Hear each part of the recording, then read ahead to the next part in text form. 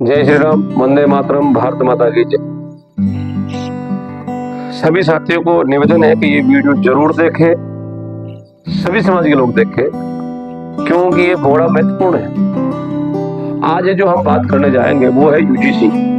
सरकार को लाना था यूसीसी, लेकिन क्या ले आई यूजीसी। मोदी जी कहते हैं कि सभी बराबर है और योगी जी कहते हैं कि कटोगे तो बटोगे। मतलब सरकार कहती कुछ और, कर कुछ और रही है। आपको बांटने का काम कौन कर रही है? सरकार कर रही ना। यूजीसी का मतलब है कि हिंदुओं को लड़ाया जाए, ओबीसी एससी को ब्राह्मणों सवर्णों से लड़ाया जाए।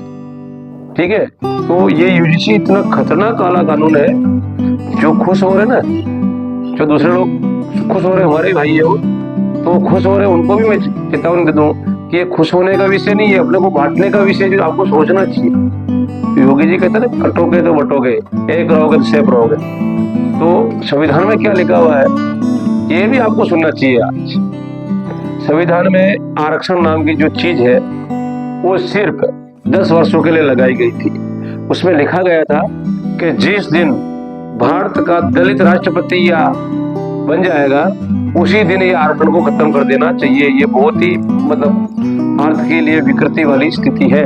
ये आज की स्थिति में द्रौपदी मुर्मू दलित महिला भारत की राष्ट्रपति है और एक ओबीसी वर्ग का आदमी श्री माननीय हमारे भारत के प्रधानमंत्री नरेंद्र जी मोदी भारत के प्रधानमंत्री है।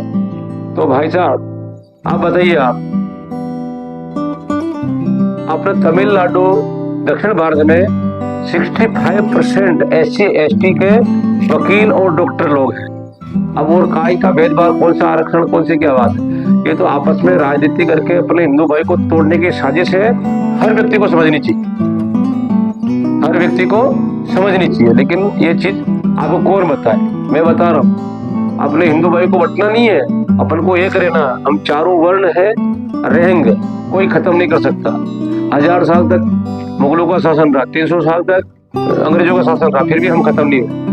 सनातन का मतलब ही होता अजर, वो कभी खत्म नहीं होता। लेकिन आपको यूजीसी का विरोध सभी भाइयों को मिलकर करना चाहिए। एससी एसटी वालों को, लड़कों भी नहीं करना चाहिए। आपके आपसी राजनीति के लिए, आपका आपसे फायदे के लिए अगर हिंदू भाई को बांटा जाए तो ये कितना गलत है, ये जरूर देखना चाहिए, आगे भी भेजना चाहिए। तो इसका विरोध कितना खतरनाक हो रहा। सरकार को जागने का समय था, लेकिन ऐसा भी शिक्षा मंत्री किस काम का जो ड्राफ्ट के अनुसार साइन कर दे, उसको पढ़ना चाहिए। मंत्री क्यों बनाए जाते हैं? केवल जो उनके नीचे काम करने वाले कर्मचारी होते, किताबी गेटे होते ना, उनके फाइल इतनी बड़ी घोषणा बिना संसद के, बिना कोई प्रस्ताव के, बिना सत्र चले हुए पास कर दी गई, लिखा दिया गया, ऑर्डर लागू कर दिया। नहीं, आप बीजेपी कहती किसी के साथ भेदभाव नहीं होगा, एक रहोगे सेफ रहोगे, हिंदू सनातन सब एक है। लेकिन ये खुद ही बांटने का काम करे ना, ये कहां से हुआ? इसको सोचना चाहिए, बंद करना चाहिए। अच्छा रहा कोर्ट ने स्टे लगा दिया, बाकी देश में कितना बड़ा आंदोलन होगा और होता, ये आप सभी जानते हैं। ये क्यों हुआ, किसके लिए, ये भी आपको समझना जरूरी है। वीडियो थोड़ा लंबा है, लेकिन देखना, हर सनातनी को देखना, हर हिंदू को देखना, हर भारतीय को देखना, ताकि आपको मालूम पड़े कि कोई बांट नहीं सके। ये बात आप घाट अपने निजी स्वार्थ के लिए, तो आपकी मेरी छोटी मोटी दुश्मनी के चक्कर में आप अपन बढ़ के अपन लड़ते रहेंगे, दूसरे राज करते रहेंगे। आज अगर एक होते तो दूसरे कोई आ सकता है क्या? कोई नहीं आ सकता। और अपना अलग है क्या? आज स्कूल में जा रहे, कोई कौन भेदभाव कर रहा है? सब कहने वाले, चुनने वाली बात है। 70 साल हो गए, मेरी उम्र भी 40 साल की होगी, हमने कभी किसी के साथ भेदभाव नहीं करा, नहीं अपन ने देखा। कौन सा इतिहास बढ़ाया जा रहा? आपको किस दिशा में आप जा रहे हो? कोई किसी के साथ छुआछूत नहीं होती।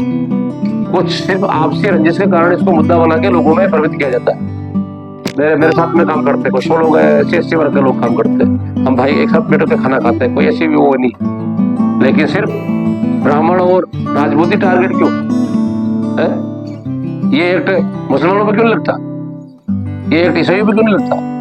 अब सोचने का विषय, ये आपको बांटने का काम कर रहा है। तो आइए शुरू करते हैं, इसका विरोध क्यों हो रहा। अच्छा, जिसकी अध्यक्षता दिग्विजय सिंह करता हो, जैसा नेता अगर करता हो, तो वो क्यों नहीं करेगा भैया? वो क्यों नहीं बांटेगा आपको?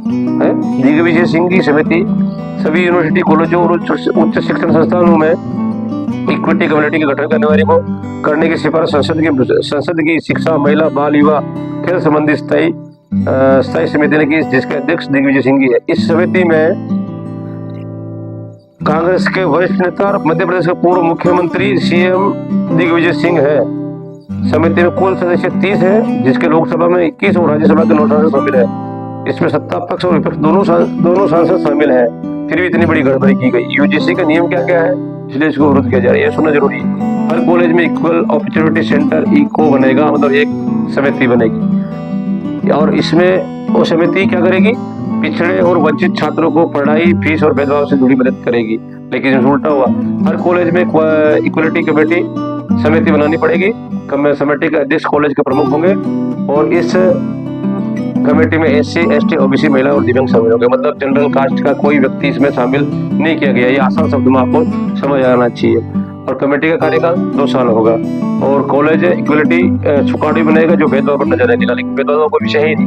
आज सुप्रीम कोर्ट के जज SC से, भारत के राष्ट्रपति महिला SC से, फिर भेदभाव कौन सा फर्क भैया? ये तो ज्यादती जनरल के साथ हो रही ना। कॉलेज 15 दिनों में रिपोर्ट करने का मतलब भेदभाव की शिकायत पर 24 घंटे मीटिंग होगी। 15 दिन में रिपोर्ट कॉलेज प्रमुख को देनी होगी। कॉलेज प्रमुख 7 दिन में आगे कार्रवाई शुरू करनी होगी और एक को हर 6 महीने में कॉलेज को रिपोर्ट करेगा। कॉलेज को जाते भेदभाव पर हर साल यूजीसी की रिपोर्ट भेजनी पड़ेगी और यूजीसी राष्ट्रीय निगरानी की कमेटी बनाया जाएगा। मतलब कितना लंबा प्रोसेस करा इसमें। मतलब सिर्फ समाज में जातों को नियम तोड़ने वालों पर कॉलेज की ग्रांट रोकी जा सकती है। बेचारे का भविष्य खराब किया जा सकता है, उसको रेस्ट्रिक्ट किया जा सकता है, उस पर जुर्माना लगाया जा सकता, उस पर SC ST एक्ट भी लगाया जा सकता है। मतलब केवल मानव SC SC वाली है, जनरल वाले मानव ही नहीं है ना। अब नियम तोड़ने पर कॉलेज की ग्रांट रोकी जाएगी। गंभीर मामलों में यूजीसी की मान्यता भी रद्द हो सकती है। मतलब उस बेचारा पढ़ता है, उसकी कॉलेज की मान्यता रद्द हो जाएगी। मतलब कितना गंभीर विषय, सोचने और विचारने का विषय। अब इसका विरोध क्यों हुआ? ये तो नियम थे। ये क्या नियम थे? उसके नियम थे यूजीसी के। अब इसका विरोध क्यों कर रहे लोग, ये भी आपको समझना जरूरी है। भेदभाव की परिभाषा एक तरह बताई जा रही है, सही बात है। भेदभाव आज जहाँ SC के लोग ज्यादा है, जहाँ OBC वर्ग के लोग ज्यादा, वहाँ ब्राह्मण प्रताड़ित नहीं हो रहा, राजपूत प्रताड़ित नहीं हो रहा। फिर राजा को राजी चले गए भैया, तो उनकी सुरक्षा कौन कर रहा है? झूठी शिकायत पर कोई प्रावधान नहीं। कोई झूठी भी शिकायत कर देगा तो सरकार मान ली जाएगी। कितना अंधा कानून है? मतलब स्वर्ण गरीब नहीं है क्या? सब सोना लेके पैदा हुआ है। झूठी शिकायत, फर्जी या गलत शिकायत करने वालों को का जुर्माना भी हो सकता है या कार्रवाई की जा सकती है। मतलब उसमें जांच भी नहीं बैठी। 24 घंटे में कार्रवाई का नियम गलत इस्तेमाल की आशंका बढ़ता है। मतलब 24 घंटे में इसको तुरंत कार्रवाई करेगा। मतलब गलत भी झूठा आरोप भी लगा सकते हैं। रंजिश है, बच्चों की रंजिश है, बच्चे में लड़ पड़ते हैं, बच्चे वापस 2 घंटे में।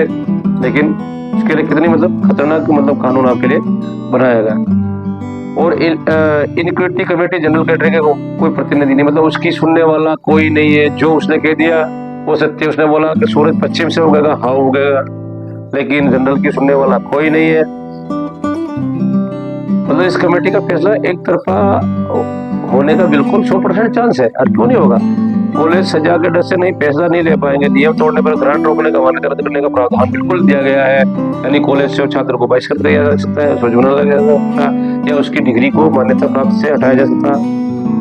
एक्ट यूजीसी एक्ट 1956 के दायरे से बाहर होने का आरोप भी है। एक्ट में जातीय भेदभाव उत्पीड़न सीधे नियम बनाने की बात नहीं है। मतलब सवर्णों को पूरी तरह से बाहर रखा गया इसलिए इसका विरोध हो रहा है। तो मेरे हिंदू भाइयों, आप सभी को विरोध करना चाहिए। कोई सा भी जाति का भाई हो, जातियां नहीं ब्राह्मणों ने बनाई, केवल सरकार अभी अपन को बांटा। अच्छा, सरकार बोलती है ब्राह्मणों ने जातियां बनाई, तो फिर सर्टिफिकेट हमको देना चाहिए, मतलब ब्राह्मणों को देना चाहिए। फिर सर्टिफिकेट सरकार काय को दे रही भाई? फिर सर्टिफिकेट काय को दे रही सरकार कि तू SC तू OBC तो ये समझने का विषय है। आपस में लड़वाने के लिए सरकार ही अपने को जातियों में बांट रही है वोट बैंक के लिए। जातिवाद के नाम पर तो भैया MLA बनने में कितना सरकार बन गई। समाजवादी यादव जाति से आते हैं। लालू यादव 70 सालों से राज कर रहे हैं। समाजवादी अभी अगले को देख लो, यादव का नाम पर लाखों वोट ले रहे हैं। तो सभी जातियों का डर दिखा, जातियां खत्म भी करते जा रहे हैं और जातियों का जोर भी चला रहे हैं और जातियों को शुद्ध भी नहीं ले रहे। जातियों में कितने क्या हो रहा है उसका कोई शुद्ध नहीं है। जातियां खत्म होने के कगार पे आ गई। तो इसी के साथ वीडियो थोड़ा लंबा है, जरूर देखना, शेयर करना। जय श्री राम।